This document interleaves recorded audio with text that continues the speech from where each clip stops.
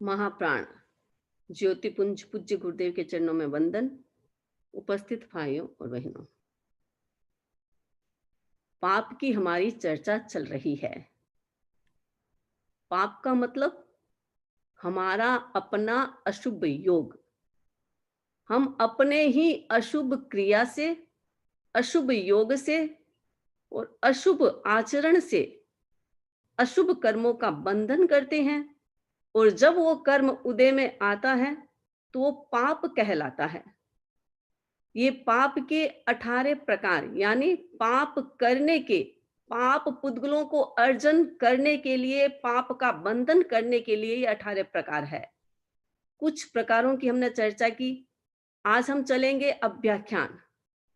अव्याख्यान का मतलब होता है आरोप लगाना, किसी भी व्यक्ति पर आरोप लगाना। ये एक पाप है। आरोप का मतलब झूठा आरोप। सत्य कोई घटना होती है, अगर हमारे से संबंधित वो घटना है, सत्य है, तो जो व्यक्ति ऐसा कह रहा है उससे डायरेक्ट बात करके अपनी समस्या का समाधान किया जा सकता है। लेकिन बिना मतलब झूठा किसी पर आरोप लगाना कितने भारी कर्मों का बंधन कर लेते हैं। उस समय तो हमें लगता है कि मैं ठीक कर रहा हूं, लेकिन ठीक नहीं। उसका रिजल्ट तो हमें भुगतना ही पड़ता है। आजकल तो बहुत जल्दी रिजल्ट मिलता है। इसीलिए ध्यान रखना चाहिए, कोई भी प्रकार की ऐसी प्रवृत्ति हमारे द्वारा नहीं होनी चाहिए जिससे दूसरे का अहित हो। इस आरोप से देखो, झूठ का मृषावाद पाप भी लगता है, हिंसा का पाप भी लगेगा, और साथ में दूसरे पर आरोप लगाओगे तो सामने वाला दुखी होगा। आपके भीतर में अहंकार, द्वेष की भावना बढ़ेगी, उसके मन में बढ़ेगी, उससे कितना बड़ा पाप का कारण बन जाता है। इसीलिए हमेशा ध्यान रखना चाहिए किसी पर आरोप लगाने का मतलब क्या है, और ये हमें दिमाग में रखना चाहिए कि हम जो भी एक्शन क्रिया कर रहे हैं हम अपने लिए ही कर रहे हैं। दूसरों के लिए कुछ भी नहीं हो रहा है। दूसरे का अगर पुण्य प्रबल है तो आप कितना भी करो कुछ नहीं होने वाला है। दूसरे के पाप का उदय है तो ऑटोमेटिक ही आ जाएगा उसके, तो हमारे करने की आवश्यकता ही नहीं है। तो हम अपने लिए सारा खड्डा खोद रहे हैं। इसीलिए ध्यान रखें, कोई भी क्रिया करें सोच समझ कर करें। आरोप क्यों लगाए किसी पर? आरोप का कितना बड़ा दंड मिलता है, इतिहास की घटना है। सीता का पूर्व भव, वो वेगवती के रूप में एक कन्या थी। एक मुनि को देखा, मुनि साधना कर रहे थे, और थोड़ी देर में देखा कि मुनि के आसपास इतने सारे लोग आ गए हैं। मुनि प्रवचन कर रहे हैं, मुनि से बात कर रहे हैं। मुनि भी प्रसन्न, लोग भी प्रवचन सुन करके, मुनि की बात सुन करके समाधान प्राप्त करके खुश हो रहे थे। वेगवती से ये देखा नहीं गया। भीतर में कभी किसी के प्रति द्वेष का भाव आता है तब ही किसी पर आरोप लगाया जाता है। तो द्वेष तो उसके साथ जुड़ा ही है। ये राग और द्वेष, मूल तो यही दो है, और इसी का ही सारा परिवार है, इसी का ही सारा विस्तार है। हम इसके थ्रू ही सारी कुछ घटनाएं करते हैं। वेगवती ने मुनि पर आरोप लगा दिया कि अरे, तुम लोग किस मुनि के पास बैठे हो? अभी अभी मैंने इस मुनि को एक औरत के साथ देखा था। बिना मतलब मुनि पर आरोप लगा दिया।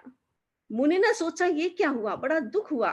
मुनि ने संकल्प कर लिया, अनशन कर लिया, जब तक मेरा आरोप समाप्त नहीं होगा मैं कुछ भी मुंह में नहीं डालूंगा। धर्म की शक्ति थी उसकी अपनी, और वो व्यक्ति मुनि सत्य था, असत्य था नहीं, उन्हें कोई डर नहीं था। लेकिन दुनिया के सामने आरोप आ जाता है तो व्यक्ति सही होते हुए भी गलत हो जाता है। लोग इकट्ठे थे, लोगों ने सोचा ये क्या मुनि है, हमने तो इसको अच्छा माना था। लोग थूकने पर लगे मुनि पर, आरोप लगाने लगे मुनि पर। अब वो वेगवती बड़ी खुश हो रही थी कि मेरा तो तीर चल गया, अच्छा काम किया। उससे कितने कर्मों का बंधन हुआ। उस समय उसकी जबान बंद हो गई, आवाज बंद हो गई। आवाज बंद हुई तब उसके पिता को पता चला कि इसने कोई भूल की है, गलती की है, मुनि पर आरोप लगाया है। उसने मुनि से क्षमा याचना की, दुनिया के सामने बात प्रकट की इतने सारे लोग थे, लोगों के सामने बात प्रस्तुत की, ये गलती मुनि की नहीं, मेरी गलती है, मैंने द्वेषवश मुनि पर आरोप लगा दिया। और उसका दंड उतना ही नहीं, वहां तो उसे भुगतना पड़ा, लेकिन सीता के रूप में भी उन्हें भुगतना पड़ा। इसीलिए याद रखिए, इतिहास की घटनाएं इसीलिए तो होती है, ये सत्य घटनाएं। एक तो कपोल कल्पित घटनाएं होती है जो व्हाट्सएप पर आती रहती है, हम उसको सुनते हैं, चुटकुले बना देते हैं। लेकिन ये सत्य घटनाएं जो जीवन से रिलेटेड होती है, उनको पढ़ने का, उनको सुनने का मतलब ये होता है कि अपने जीवन में भी इसी प्रकार अप्लाई करें ताकि हमारा जीवन भी अच्छा बने, इस प्रकार हम भी ठोकर न खाएँ। तो जो व्यक्ति दूसरे पर आरोप लगाता है, दूसरे पर एकदम झूठा आरोप लगाता है, दूसरे की बात को बना करके आरोप लगा करके उसे पछाड़ने की कोशिश करता है, ये द्वेषवश होता है और इस कारण से भारी कर्मों का बंधन कर लेता है। तो ये अव्याख्यान पाप, दूसरे पर आरोप लगाना। याद रखें, जब भी दिमाग में इस प्रकार का फितूर आए, जब भी दिमाग में इस प्रकार का नेगेटिव विचार आए, तो एक क्षण के लिए सोच लेना चाहिए कि मेरे कोई भारी पाप कर्मों का बंधन नहीं हो रहा है। बंधन हो जाएगा तो मैं क्या करूँगा? इसलिए मुझे ऐसा नहीं करना चाहिए। जो व्यक्ति जैसा है जीने दो उसको। अगर उसके पाप का उदय है तो ऑटोमेटिक आ जाएगा, आपको करने की आवश्यकता नहीं है। लेकिन आप करेंगे तो आप पाप का उदय कर रहे हैं। आप अपने लिए खड्डा खोद रही हैं जिसमें गिरना आपको ही पड़ेगा और आपको ही मरना पड़ेगा, आपको ही बर्बाद होना पड़ेगा। इसीलिए याद रखें, जब भी ऐसा विचार आए, नेगेटिव विचार आए, कभी भी मन में, वचन में, काय में कोई प्रकार का ऐसा विचार आए, तो तत्काल दिमाग से उसे निकाल करके उसे याद रखना चाहिए कि नहीं, मेरे ऐसे पाप का उदय हो जाएगा, मुझे ऐसा नहीं करना है। अगला है पेशुन्य, चुगली करना, बहुत चलता है। हम एक-दूसरे की चुगली करते रहते हैं। जब हमारे साथ किसी की पटती नहीं है, तो हम उसकी बढ़ा-चढ़ा करके चुगली करके दूसरों की नज़रों से उस सामने वाले को गिराने की कोशिश करते हैं। ये सब खेल पुण्य का होता है। हम कितना ही किसी के साथ करें, उसके पुण्य डाउन है तो गिर जाएगा और उसके पुण्य प्रबल है, तो आप गिर जाएँगे। आप तो उसके पुण्य प्रबल होंगे तो भी गिरेंगे और उसके पुण्य डाउन होंगे तो भी गिरेंगे। हम करने वाले तो अवश्य गिरेंगे, सामने वाला गिरा या नहीं गिरा। इसीलिए चुगली करने का मतलब क्या है? कितने भारी कर्मों का बंधन हो जाता है। ये 18 पाप है। हम सामायिक करते हैं, संपूर्ण सावध्य योग का त्याग करते हैं, इसका मतलब इन 18 पापों का ही हम त्याग करते हैं। तो सामायिक में भी बहनें कर लेती है, बैठ जाती है और चुगली करना ये ज़्यादा हमारी औरतों का काम होता है। भाई लोग इतनी चुगली करते तो हैं, ऐसा नहीं है नहीं करते हैं, लेकिन बहनें ज़्यादा करती है, जहाँ भी बैठती है और कोई विषय होता नहीं है बात करने का, एक-दूसरे की बात करना, एक-दूसरे की चुगली करना, वो ऐसे करती है, वो ऐसे करती है, वो ऐसी निंदा कर मतलब नहीं है। उससे कर्मों का बंधन होता है और ज़्यादा सामायिक में भी नहीं करना चाहिए। सामायिक में बैठ जाते हैं, आजकल तो हमारी बहिनें ज्ञान ध्यान करती है, तत्व ज्ञान करती है, तत्व चर्चा सीखती है और तत्व चर्चा अगर व्यक्ति अच्छी तरह से सीख लेता है, तो बहुत सारी नेगेटिविटी से बच सकता है, पापकारी प्रवृत्ति से बच सकता है, बहुत बड़ी-बड़ी बीमारियों से बच सकता है। आपको पता है ये बड़ी-बड़ी बीमारियाँ क्यों आती है? इसका एक कारण है, अनेक कारण हो सकता है, हमारे स्वयं के असाता वेदनीय कर्म का उदय होता है तो होता है, अनेक कारण है, उसमें एक कारण ये भी है कि हमारे भीतर में अगर नेगेटिव विचारों की मात्रा ज़्यादा है, नेगेटिव केमिकल्स ज़्यादा पैदा हो रही हैं, तो बीमारी आ सकती है। इसीलिए अपने आप को स्वच्छ रखना है, अपने आप को शुद्ध रखना है, अपने आप को स्वस्थ रखना है, तो कम से कम इन पापों से बचते जाएँ।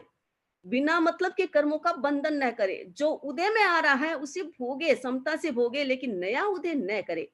तो चुगली करना, एक दूसरे की चुगली करना, चुगली और पर परिवार, पर परिवार का मतलब निंदा। तो दोनों एक नहीं है। चुगली का मतलब है किसी के पीठ के पीछे चुगली करना। पीठ के पीछे जैसे मच्छर होता है ना, पीठ मांस खाता है, पीठ के पीछे आ जाता है और हमारे शरीर का रक्त चूसता रहता है। उसी प्रकार ये पैशून्य है। पीठ के पीछे चुगली करना, सामने तो उसकी हिम्मत नहीं होती है। अगर सामने कोई की गलती है, उसको सामने जाकर के कह दो, उससे इतना पाप नहीं लगेगा। हाँ, अगर कहने का तरीका ठीक नहीं है, जोर से कह रहे हैं, कहने का तरीका, बोलने का तरीका ठीक नहीं है, इंटेंशन ठीक नहीं है, तो पाप लगेगा।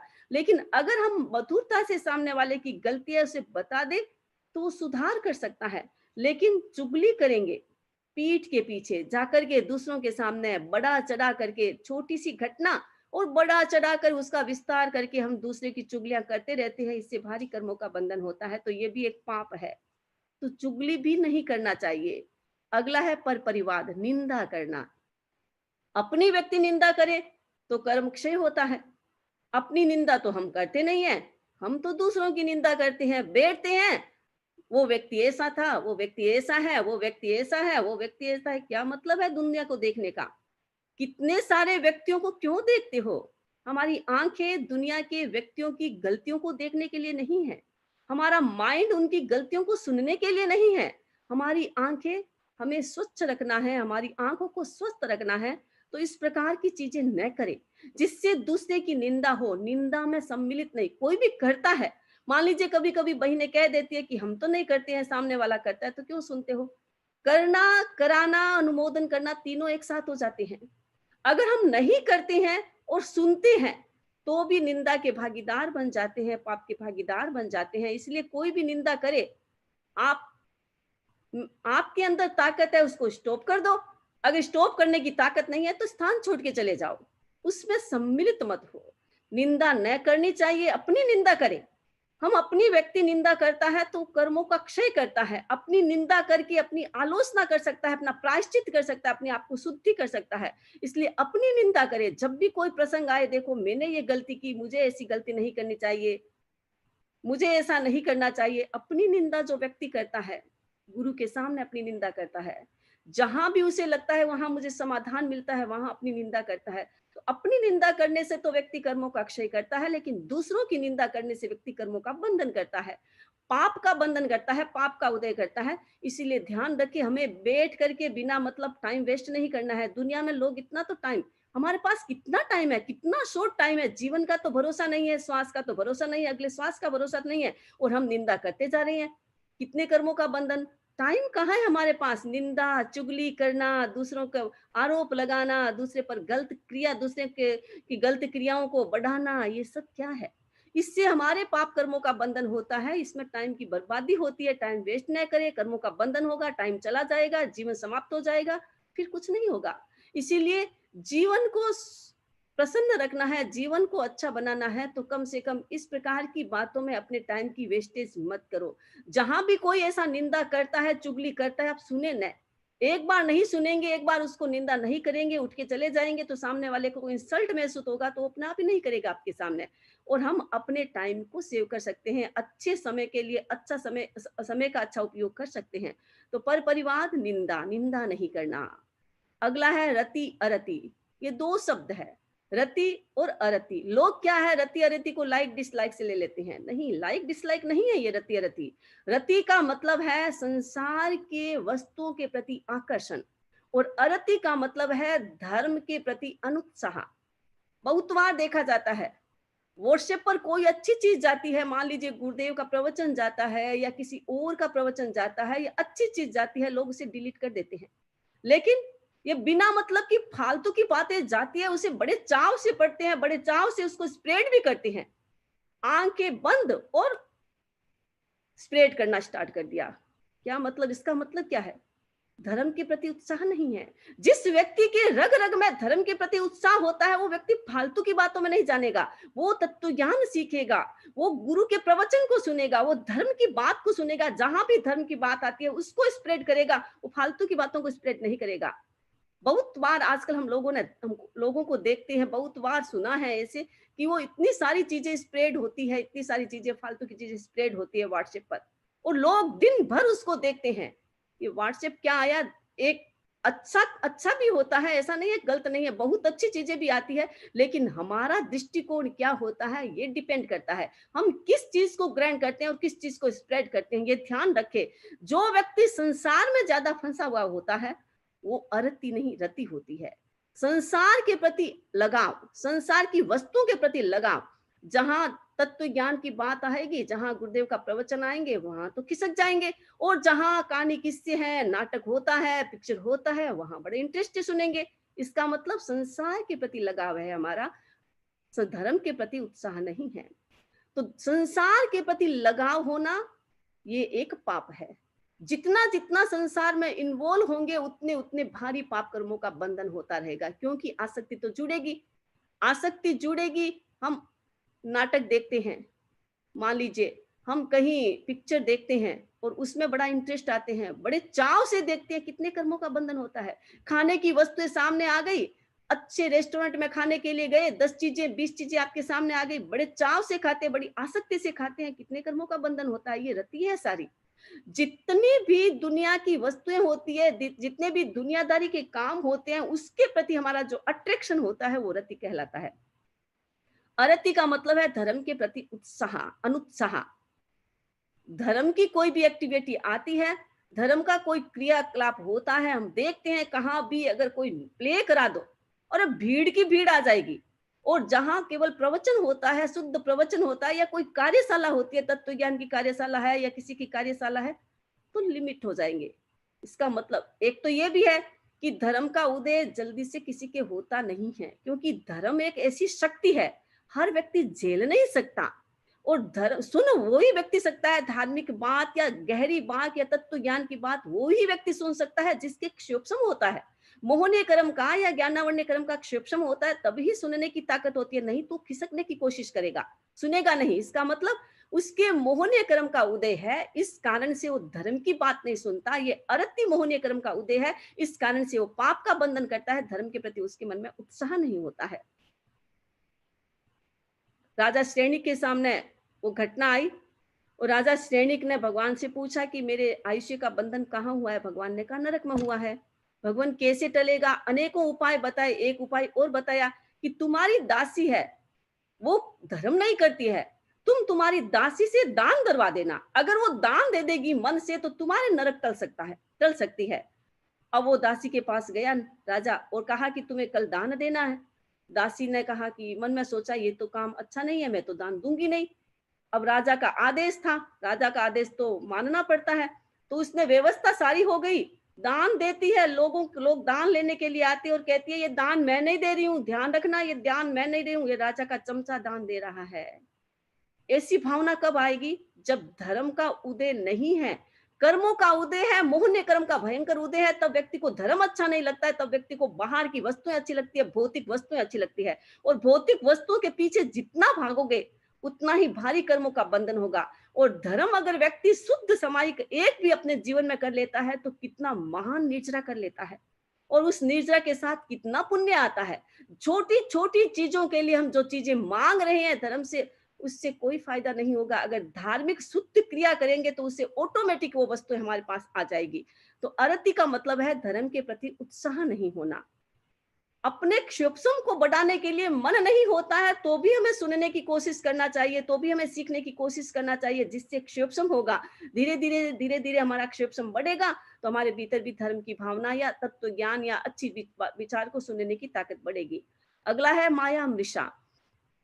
माया और मृषा दो शब्द है, दो नेगेटिव विचार एक साथ पैदा हो गए हैं। माया करना, छल कपट करना और उसके साथ झूठ बोलना। वैसा तो पक्का ही है कि जो व्यक्ति छल कपट करेगा वो तो झूठ तो बोलेगा ही बोलेगा। जो झूठ बोलता है वो छल कपट करे जरूरी नहीं है, लेकिन छल कपट करने वाला तो झूठ बोलेगा ही बोलेगा। तो एक तो हम छल कपट करते हैं, दूसरे को चीट करते हैं, दूसरे को धोखा देते हैं, दूसरे की गलत बातों को फैलाने की कोशिश करते हैं। तो ये माया है। और माया के साथ झूठ। किसी ने आपको पूछ लिया तुमने ऐसा किया, नहीं नहीं मैंने ऐसे कैसे किया है, मैं ऐसा नहीं करता हूं, ये तो उसके कारण ऐसा हुआ था, उसने ऐसा किया था। हम अपनी बात को ऐसी सफाई से सामने वाले को समझाने की कोशिश करते हैं जिससे हम कर्मों का बंधन करता है। सामने वाला तो रिजु होता है, बेचारा समझ जाता है। बहुत सारे लोग मिसगाइड इसीलिए तो होते हैं कि हम अपने दिमाग से, हमारे दिमाग में ऐसा मोहनीय कर्म का सघन उदय होता है जिस कारण से हम गलत बात को प्रस्तुत करने में एकदम परफेक्ट होते हैं, और जिस कारण से सामने वाला भोला भाला व्यक्ति है वो फंस जाता है। हमारा अपना विवेक नहीं होता है तो हम फंस जाते हैं, हमारा अपना क्षिप्सम मजबूत नहीं होता है तो हम इस प्रकार की गलतियों में फंस जाते हैं। तो याद रखना चाहिए कि माया मृषा, एक तो छल कपट करना और छल कपट को छिपाने के लिए फिर झूठ का आश्रय लेना, इससे व्यक्ति भारी कर्मों का बंधन करता है। तिर्यंच गति का तो बंधन ही करता है। अगर माया मृषा करता है उस समय आयुष्य का बंधन हो गया तो तिर्यंच बनना पड़ेगा। जिस तिर्यंच गति से निकल करके मनुष्य भव में आ गई है फिर उसी पीछे जाना पड़ेगा, उसी गड्ढे में जाना पड़ेगा। इसलिए माया मृषा, छल कपट करके झूठ बोलना, इससे भी कर्मों का बंधन हो जाता है और पाप कर्म का बंधन होता है। अगला है मूल हमारा मिथ्या दर्शन शल्य। सबसे भयंकर पाप मिथ्या दृष्टि है। अगर व्यक्ति के भीतर में मिथ्यात्व है, जैसे सम्यक दर्शन की बात मैंने कही थी, वैसे ही मिथ्या दर्शन है। मिथ्यात्व आत्मा का भाव यानी मोहनीय कर्म का उदय, और मिथ्या दर्शन वो भी मोहनीय कर्म का उदय। लेकिन इसमें ज्ञानावर्ण कर्म का क्षेपशम भी होता है, जिस कारण से व्यक्ति अपनी बात को दूसरे को समझाने के लिए परफेक्ट रूप से कह देता है। गलत बात को सही बात कहना ये तो सम्यक दर्शन है। जो जैसा है उसको उसी रूप में एक्सेप्ट करना, उसी रूप में कहना, ये तो सम्यक दर्शन है। लेकिन गलत रूप से साबित करना, और बहुत सारे लोग हैं दुनिया में आजकल, ऐसे लोग बहुत चलते हैं, इतने मीठे बोल करके अपने, क्योंकि उनका क्षोभसम है, ज्ञानावण्य कर्म का क्षोभसम है, उनका श्रुत ज्ञान, श्रुत अज्ञान कहो, श्रुत अज्ञान मजबूत है, उनका कहने की ताकत मजबूत है, तो सामने वाले को झूठे आरोपों में, झूठी बातों में इस प्रकार फंसा देगा कि सामने वाला समझ ही नहीं रहेगा कि गलत क्या है, सही क्या है।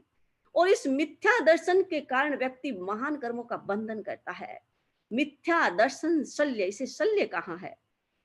पैर में कभी कांटा चुभ जाता है, आपने कभी महसूस किया होगा कि सूल का कांटा होता है, अगर पैर में चुभ गया और जब तक उस कांटे को आप नहीं निकालोगे तब तक कितनी भारी वेदना होती है। ये मिथ्या दर्शन शल्य भी उसी प्रकार का एक सूल का कांटा है जो हमारी आत्मा में चुभ गया है, और हमें पता नहीं, क्योंकि वो आदि बन गए हम उसके, हमें पता नहीं है कि वो चुभ रहा है, वो हमें पीड़ा दे रहा है, हमें कष्ट दे रहा है, नहीं पता चलता। उसी पीड़ा में हम प्रसन्नता की अनुभूति करते हैं, आनंद की अनुभूति करते हैं। ये बहुत बड़ा खतरनाक कांटा है, जो भीतर में लग गया तो व्यक्ति सम्यक्त्व से दूर रहेगा, सम्यक्त्व आएगा नहीं, और मिथ्यत्व के चक्कर में वो फंसता जाएगा। 3 प्रकार के शल्य हमारे आगम में आते हैं। एक होता है माया शल्य, वो भी पाप है एक, माया, छल कपट करना, ये भी बहुत बड़ा कांटा है। दूसरा है निदान शल्य, ये भी एक कांटा है। निदान का मतलब होता है संकल्प करना, भौतिक संकल्प करना। मेरी तपस्या का कोई फल हो तो मुझे ये चीज मिले, ये निदान होता है। मैं तपस्या कर रही हूँ, मैं सामायिक कर रही हूँ, मैं जाप कर रही हूँ, मेरे जाप में अगर मुझे वो चीज मिले, मैंने इतना जाप किया, इतनी सामायिक की, इतनी तपस्या की, मेरी तपस्या का फल हो, मुझे वो चीजें मिले। भौतिक वस्तुओं की आकांक्षा के लिए अपने तप को दांव पर लगा देना, अपनी धार्मिक क्रिया को दांव पर लगाना, ये है निदान। निदान करना, संकल्प करना, मुझे ये मिले, भविष्य में मुझे ये मिले, मेरी इस तपस्या का फल मुझे ये मिले। इसका मतलब हमने जो अच्छी क्रिया की है, धार्मिक अच्छी क्रिया की है, उसका फल हमने 100% मिलने वाला था, हमने 1% में कन्वर्ट कर दिया। ये है निदान। निदान का मतलब न संकल्प करना, संसारिक वस्तुओं के का संकल्प करना, और संकल्प कैसे, धार्मिक अनुष्ठान को बेच करके, उसको दांव पर लगा करके, उसके बदले में मुझे ये चीज चाहिए। अच्छी सामायिक व्यक्ति कोई करता है और सामायिक शुद्ध करता है, उसे कितनी महान निर्जरा होती है। महान पुण्य का बंध निर्जरा होगी तो निर्जरा के साथ तो पुण्य आएंगे, निर्जरा थोड़ी आती है, पुण्य तो ढेर सारे आ जाते हैं। लेकिन क्या करता है कि मैंने अगर मुझे वो चीज, मुझे किसी चीज को चाहिए, या किसी को देख लिया उसके पास ये कार है, मुझे भी वो कार मिले, अगर मेरी इस समाई का फल हो तो मुझे वो कार मिले। इसका मतलब समाई का कितना बड़ा फल होने वाला था, कितने ढेर सारे पुण्य आने वाले थे, वो पुण्य तुम्हारा कम एक केवल कार में अटक गया, सारा पुण्य कार में अटक गया। तो ये है निदान। कभी भी निदान नहीं करना चाहिए, एकदम भीतर से शुद्ध होना चाहिए। कोई प्रकार का संकल्प, नेगेटिव संकल्प या सांसारिक वस्तुओं का संकल्प कभी नहीं करना चाहिए, ये निदान होता है। तो 3 प्रकार के ये शल्य, ये कांटे होते हैं जो हमको काटते रहते हैं भीतर ही भीतर। तो सबसे बड़ा मिथ्या दर्शन शल्य, हमारा दृष्टिकोण गलत, हमारा आचरण गलत, हमारी वाणी गलत, हमारा सारी क्रियाकलाप गलत होता है, गलत दिशा की ओर चलता है। और गलत दिशा में जाने वाला व्यक्ति निश्चित रूप से वो गलत खड्डे में ही गिरेगा। आगे जा रहा है, ऐसी दिशा में जा रहा है जहां कुछ नहीं है, आगे जंगल ही जंगल, खड्डे ही खड्डे, जहां दुख ही दुख, और इस स्थान पर, ऐसे व्यक्ति स्थान पर जाएगा तो उसे दुख ही मिलेगा। तो मिथ्या दर्शन शल्य है विपरीत श्रद्धा, धर्म के प्रति विपरीत श्रद्धा, गुरुओं के प्रति विपरीत श्रद्धा, तीर्थंकरों के प्रति विपरीत श्रद्धा, ये सारा मिथ्या दर्शन शल्य है। तो हमें ये ध्यान रखना चाहिए कि ये 18 पाप, अव्याख्यान, पेशून्य, पर परिवाद, रति अरति, माया मिश्रा और मिथ्या दर्शन, ये हमारे व्यक्तिगत लाइफ में बहुत जुड़ते हैं, और उसके साथ साथ हमारे व्यवहारिक लाइफ में भी बहुत जुड़ते हैं। हम निंदा करते हैं, हम चुगली करते हैं, हम आरोप लगाते हैं दूसरों पर, और संसार के प्रति हमारा अट्रैक्शन रहता है। तो ये सारे पाप कर्मों को पैदा करते हैं। निंदा की बात एक मैं कहूंगी, लोग क्या है, दूसरों की निंदा करते करते हैं, लेकिन कभी कभी धर्म की भी निंदा कर देते हैं, गुरुओं की भी निंदा कर देते हैं। अपने स्वार्थ जहां पूरा नहीं हुआ वहां निंदा में बैठ जाएंगे। जो व्यक्ति इस प्रकार गुरुओं की भी निंदा करता है, वो महान कर्मों का बंधन करता है, वो सम्यक्त्व को तो नष्ट ही करा है, मिथ्यात्व की ओर प्रस्थान करा है। इसलिए याद रखिए, कोई भी हमारे गुरु की निंदा करे, धर्म संघ की निंदा करे, जैन शासन की निंदा करे, उसके मुंह को बंद रखना है। वो मुंह को, उसकी जबान को बंद करने की कोशिश करे। अगर नहीं कर सकते हैं तो हट जाइए, लेकिन उस प्रकार की निंदा में इन्वॉल्व न हो जिससे मिथ्यात्व का स्पर्श भी हो सकता है। तो याद रखिए, कभी भी इस प्रकार की हमें निंदा, न तो किसी गृहस्थी की निंदा करनी है, न किसी संसारी व्यक्तियों की निंदा करनी है, न साधु संतों की निंदा करनी है, और न गुरुओं की निंदा करनी है, न धर्म की निंदा करनी है। जो व्यक्ति इन पाप से बचता रहेगा, सावधान रहेगा, तो व्यक्ति पापों से बचता रहेगा। तो ये 18 पाप की चर्चा, जो पाप पाप के हेतु है, और आगे ये ही हम इसको भी और अधिक समझाएंगे, क्योंकि ये आश्रव और संवर में भी यही आने वाला है। तो ये 18 पाप जो हमारी आत्मा से रिलेटेड है, हम क्रिया ऐसे करते हैं जिस क्रिया के माध्यम से अशुभ कर्मों का बंधन करते हैं। ये बंधन जब उदय में आते हैं तो पाप के रूप में कन्वर्ट हो जाते हैं। तो ये 18 पाप, और जिसके माध्यम से हम कर्मों का बंधन करते हैं। तो मैंने आज 18 पाप की चर्चा की। कल के पहले 2-3 क्वेश्चन मैं आज ले लेती हूँ, उसके बाद आज के क्वेश्चन कर सकती हूँ। एक तो किसी ने पूछा है, धुन है, और कोई नाम तो नहीं आया उनका। आचार्य महाप्रज्ञ कंधे से पुतला हो, ऐसा उनका है कि भी मैंने कहा था कि आचार्य महाप्रज्ञ जी के पास अतीन्द्रिय ज्ञान था। तो अतीन्द्रिय ज्ञान हमने गुरुदेव के मुंह से सुना था, गुरुदेव के से सुना था कि आचार्य महाप्रज्ञ जी के पास अतीन्द्रिय ज्ञान है। लेकिन ये पुतले वाली बात हमने कभी सुनी नहीं है। अगर किसी डॉक्टर ने की है तो आप उनसे ही कंसल्ट करके पूछ सकते हैं, हमें इसका नॉलेज नहीं है। अगला है कि कर्म भूमिया अकर्म भूमिया असंख्य द्वीप समुद्र है, लेकिन ये कर्म भूमि केवल 28 द्वीप में, जहां मनुष्य क्षेत्र है 28 द्वीप है, मनुष्य जम्बू द्वीप, डाकी खंड और अर्ध पुष्कर, ये 28 द्वीप है। इस 28 द्वीप में 15 कर्म भूमियां हैं और 30 अकर्म भूमि है। अकर्म भूमि यहाँ जहां पर बिजनेस व्यापार नहीं होता है, कल्प वृक्ष के माध्यम से व्यक्ति अपना जीवन यापन करता है, वो अकर्म भूमि होती है। और जहां धर्म किया जा सकता है, जहां क्रिया की जा सकती है, अपने विकास के लिए कोई भी व्यक्ति क्रिया करता है, कोई भी व्यापार करता है, कोई भी एफर्ट करता है, वो कर्म भूमि कहलाती है। वहां कोई एफर्ट नहीं होता, कर्म भूमि में ही एफर्ट होता है, कर्म किया जाता है। जहां कर्म होता है वहां कर्म भूमि कहलाती है। तो ये 15 कर्म भूमियां केवल हमारे 28 द्वीप में, जहां तक मनुष्य क्षेत्र है, यानी मनुष्य की सीमा है, जहां तक जाने के लिए वहां ही कर्म भूमि है। बाकी के जो भी क्षेत्र है जहां असंख्य द्वीप समुद्र है, एक नहीं है, असंख्य द्वीप और समुद्र है, वहां पर जितने भी होते हैं वो अकर्म भूमि कहलाते हैं, क्योंकि मनुष्य ही कर्म करता है।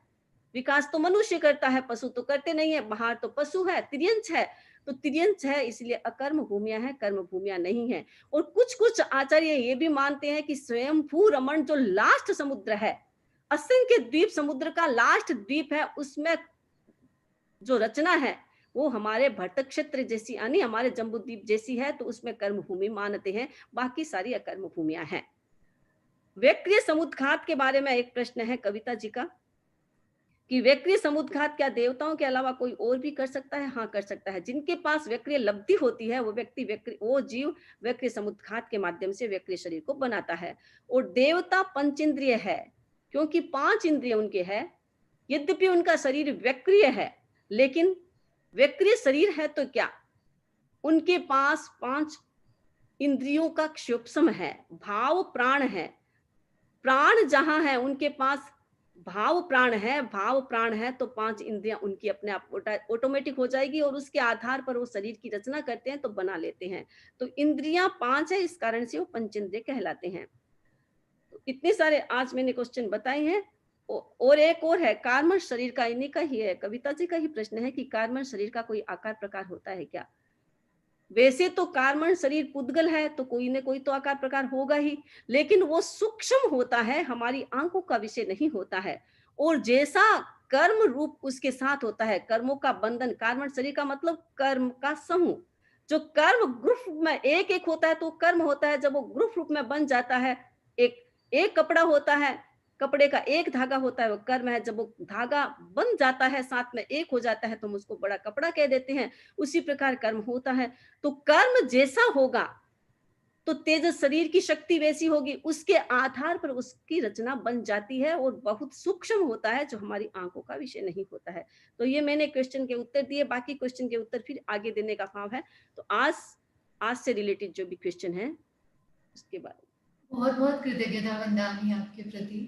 बहुत ही सुंदर हमें प्रशिक्षण मिल रहा है और मेरे ख्याल से आज के प्रशिक्षण से भी हमने ये जरूर सीखा होगा कि हमें हमारे लिए क्या करणीय है और क्या अकरणीय है। इसका बोध हमें बहुत ही सुंदर तरीके से वंदामी आपने करवाया है। तो हमें ये हमेशा ध्यान में रखना है, जैसा कि क्वेश्चन आया है इसमें कि पाप के उदय को कैसे कम कर सकते हैं। तो अगर हम पाप करेंगे ही नहीं तो फिर उदय किस बात का होगा। ये मैं अपनी तरफ से वंदामी एक वो एक्सप्लेन आप ये क्वेश्चन। हाँ, पाप के उदय को हम कर सकते हैं कम, क्योंकि आगे हमारा संबर भी आएगा। उसमें ये 18 पाप और पुण्य, ये आश्रव और संबर से ही रिलेटेड है। तो आगे संबर की साधना है, तो संबर जितना जितना होगा, जितना जितना हम अपने मन पर कंट्रोल करेंगे, जितना जितना समता कर इसकी साधना करेंगे, उससे हमारे पाप का उदय कम होगा। क्योंकि पाप का उदय तो मान लीजिए पूर्व भव में किया है तो आ तो सकता है, लेकिन पाप का उदय आ गया, उसके बाद एफर्ट करना हमारे हाथ में है। हमारे पास वो परिस्थिति है, उस हमारे पास एटमॉस्फेयर है कि हम पाप कर सकते हैं, लेकिन गलत एफर्ट करना या सही एफर्ट करना ये हमारे हाथ में है। पाप आ गया उदय में, कर्म जो बंधा हुआ है वो तो अतीत में हमने बांध लिया है, उसको तो उदय में तो आएगा, लेकिन उदय में आने के बाद उसको भोगना या नहीं भोगना, नेगेटिव या पॉजिटिव भोगना, ये हमारे हाथ में होता है। निकाचित कर्म को छोड़ दो, बाकी तो कर्म हमारे ही हाथ में होते हैं, हम उसको कैसे भोगे। अगर वो उदय में आ गया, मान लीजिए चुगली के उदय है कि किसी के ऐसे पाप कर्म का उदय है जिससे वो चुगली का भावना उसके मन में आ रही है, वो ऐसी चुगली करने की कोशिश करता है, तो उस समय ये सोचे कि नहीं, मुझे चुगली करना नहीं है, कितना भी मेरे पाप उदय में आए लेकिन मैं नहीं करूंगी। तो हमारा एफर्ट मजबूत होता है, तो अतीत के कर्म डाउन हो जाते हैं। पानी चल रहा है, मान लीजिए गंदा पानी चल रहा है और गंदा नाला चल रहा है, वो धीरे धीरे चल रहा है, बड़ा गंदा हो गया, गंदगी है उसमें। आप क्या करेंगे, बाल्टी भर करके अच्छे पानी को उसमें डालेंगे तो गंदा पानी निकल जाएगा। उसी प्रकार हमारा अगर प्रयत्न है वो शुभ होगा, पॉजिटिव मजबूत होगा, और हमारे वर्तमान के कर्म अगर मजबूत है, वर्तमान का एक्शन अगर हमारा मजबूत है, पॉजिटिव एक्शन, तो अतीत का कर्म डाउन हो जाएगा। तो जो भी पाप उदय में आता है उसमें एफर्ट न करे, एफर्ट पॉजिटिव करेंगे तो हमारे पाप का उदय कम हो सकता है। सुमन जी नाटा, उनके बाद प्रकाश भाई तैयार। सुमन जी नाटा बोलिए। वंदामी नमन स्वामी। मेरा प्रश्न था कि प्रतिक्रमण का समय सूर्यास्त के तुरंत बाद ही होता है, ऐसा कुछ अपना नियम है क्या? हाँ, आगमों में ऐसे जिनका कोई टाइम नहीं बताया होता है, उनका होता है 48 मिनट का टाइम। अब 48 मिनट में प्रतिक्रमण का टाइम डिसाइड होता है कि प्रतिक्रमण सनसेट के बाद ही करना होता है या सुबह सनसेट सनराइज से 48 मिनट पहले करना होता है। तो ये नियम होता है, उस नियम के आधार पर ही चलते हैं। प्रकाश भाई, उनके बाद संतोष कुमार जी। प्रकाश भाई। वंदामी नमन स्वामी। हाँ, मेरा क्वेश्चन है कि अगर समय हो और सावध्य का कोई सोच से तो पाप का बंधन होता है क्या? सावध्य का मतलब कुछ दिमाग में आ जाता है, कुछ हाँ, सोच लेते तो हैं। ये तो हम सामायिक करते हैं ना, तो 2 करण 3 योग से त्याग करते हैं, ठीक है ना। तो हमारा वैसे तो 2 करण है, अनुमोदन नहीं, अनुमोदन हमारा खुला है, लेकिन मन वचन काय की प्रवृत्ति तो खुले नहीं है। अगर हम नेगेटिव चिंतन करेंगे तो पाप तो लगेगा ही। सामायिक में सावध्य योग का पाप लग सकता है, तो इसलिए नेगेटिव चिंतन आता है उसी समय तत्काल कोई जाप कर लेना चाहिए, नवकार मंत्र का जाप कर लो या लंबा श्वास लो, लंबा श्वास छोड़ो। श्वास से भी ये विचार खत्म हो सकते हैं। तो उसको विचारों को डिस्कनेक्ट करने के लिए आप या तो दीर्घ श्वास करो या अपना कोई जाप स्टार्ट कर दो, तो नेगेटिव विचार स्टॉप हो जाते हैं। लेकिन वैसे सामायिक में अगर नेगेटिव विचार भी आता है तो दोष तो लगता है। संतोष कुमार जी, उनके बाद ज्योति जी डागा। वंदामी नमक श्यामी। हाँ, हम मसेन वंदामी, आदमी अपने सामने अनेकों को मरते हुए देखता है, फिर भी उम्र ज्यादा होने पर भी अपने मरने की क्यों नहीं सोचता है? और अंतराय कर्म किस वजह से होता है? दशनावण्य कर्म के बारे में बताइए। ऐसा है कि वो सोचेगा तो कैसा, क्योंकि सब व्यक्ति जीना चाहता है, मोहनीय कर्म का उदय होता है। मोहनीय कर्म का उदय है तो मरने की सोचता ही नहीं है, क्योंकि वो संसार में इतना फंसा हुआ है, इतना फंसा हुआ है कि उसे संसार ही अच्छा लगता है। मरते हुए को देखता है तो ये सोचता है कि मैं तो अमर हूं, मैं मरूंगा नहीं। ये मोहनीय कर्म का उदय होता है और इस कारण से व्यक्ति के विचारों में परिवर्तन नहीं आता है। और हम मरने की सोचे भी क्यों? मौत तो आएगी, लेकिन हम ये सोचे कि हमें अपने जीवन में अच्छा काम करना है, मौत से डरना नहीं है, मौत की नहीं सोचना है, लेकिन जीवन में धार्मिक अनुष्ठान करना है, धार्मिक जीवन जीना है, आध्यात्मिक जीवन जीना है। बस उस मौत को देख करके आध्यात्मिक विकास करने की कोशिश करें, मौत की न सोचे। सोचने से भी गलत हो जाता है, क्योंकि नेगेटिव सोचना ही नहीं है, हमें तो पॉजिटिव ही सोचना है। हम ये सोचे कि मौत आएगी तो मौत तो सबकी आती है, कोई बात नहीं है, मौत का डरना नहीं है, लेकिन मुझे स्पिरिचुअलिटी में विकास करना है और ऐसा सोच करके आध्यात्मिक विकास की ओर प्रस्थान करे। अब मोहनीय कर्म का उदय है तो व्यक्ति ऐसा नहीं कर सकता है, इस कारण से उसके मन में ये विचार भी नहीं आता कि मैं भी मरूंगा। और दूसरा है कि अंतराय कर्म को नष्ट करने के लिए उपाय भी बताया गया है, उस उपाय को आप कर सकते हैं। और नहीं तो लोग इसका जितना हो सके पाठ करे तो अंतराय कर्म ऑटोमेटिक हमारा क्षय होगा, क्योंकि ये शक्तियां हैं। अंतराय कर्म से हमें शक्ति मिलती है और शक्ति को रोकने वाला हमारा अंतराय कर्म है, तो उसको खत्म करने के लिए हम लोग इसका पाठ भी कर सकते हैं। अपना जितना पॉजिटिव चिंतन होगा उतनी हमारी शक्तियां नष्ट होगी। कभी भी आ गया, मान लीजिए निकाचित कर्म तो कम होता है, बाकी ऐसी चीजें आ जाती है, तो उसमें अपने एफर्ट को मजबूत करें, पॉजिटिव एफर्ट को। जैसा पहले मैंने बताया था कि पॉजिटिव एफर्ट हमारा एकदम मजबूत होगा तो आने वाले कोई भी कर्म है वो उनको हम नष्ट कर सकते हैं। ज्योति जी डागा, उनके बाद वृंदा जी चोपड़ा। ज्योति जी डागा,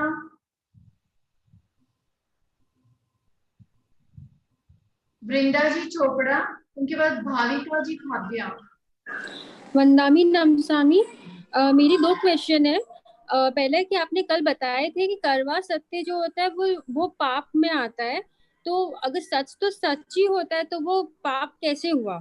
और दूसरा है कि जैसे हम लोग रात को माला फेर के सोते हैं, अगर माला नींद में हम लोग धर्म ही कर लेंगे, अगर माला नींद में ही हाथ से छूट जाती है तो वो क्या पाप का रूप में आता है कि वो धर्म का रूप में ही आ जाता है? पहला प्रश्न था, पहला प्रश्न आपने कल वो कि कड़वा सत्य भी असत्य में ही आता है। सत्य ऐसा है कि आप कठोर वचन बोलना पाप है, सत्य बोलना पाप नहीं है, कठोर वचन पाप है। तो आप किसी को कड़वा बोलोगे, किसी को गाली दोगे, आपको कोई कड़वा वचन कहे, गाली दे, तो आपको कैसा लगेगा? बुरा लगेगा। तो सामने वाले को भी बुरा लगेगा, तो वो हर्ट होगा तो हमें पाप लगेगा। तो कड़वे वचन बोलना पाप है, सत्य बोलना पाप नहीं है। अगर सत्य बात अगर कड़वी भी कहते हैं आप तो भी वो गलत होता है, इसीलिए कड़वा वचन नहीं बोलना। और दूसरा प्रश्न क्या था उनका?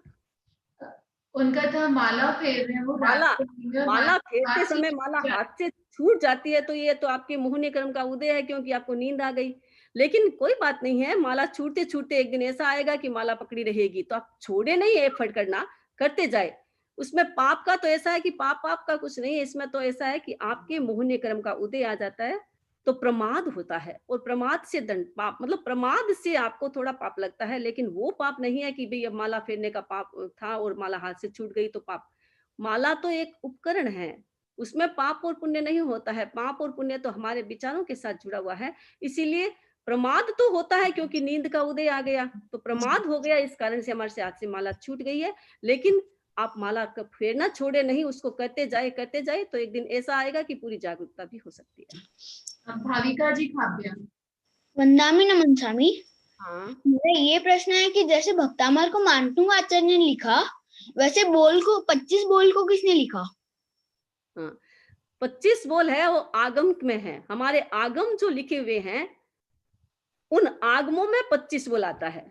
ये तत्व ज्ञान है तो भगवान महावीर की वाणी, हमारे तीर्थंकरों की वाणी है, और तीर्थंकरों की वाणी आगे आगे चलते चलते, पहले तो ओरल चलती थी, रिटर्न नहीं होता था, और फिर बाद में हमारे आचार्यों ने इन्होंने लिखना चालू किया, तब हमारे आगम बने और ये हमारे आगमों में आता है। ये 25 बोल है हमारे आगमों में आता है। तो हमारे आचार्यों ने आगमों से निकाल करके जो जरूरत है, जिसकी आवश्यकता है और जितना समझना जरूरी है एक धार्मिक व्यक्ति के लिए, एक जो व्यक्ति अपने भीतर से आध्यात्मिक बनना चाहता है, उसके लिए ये 25 बोल हमारे आचार्यों ने आगमों से निकाला और निकाल करके हमारे सामने प्रस्तुत किया। तो इसका कोई रिटन, कोई लिखा हुआ व्यक्ति नहीं है, आगम की वाणी है और आगमों से ये लिया गया है। बहुत बहुत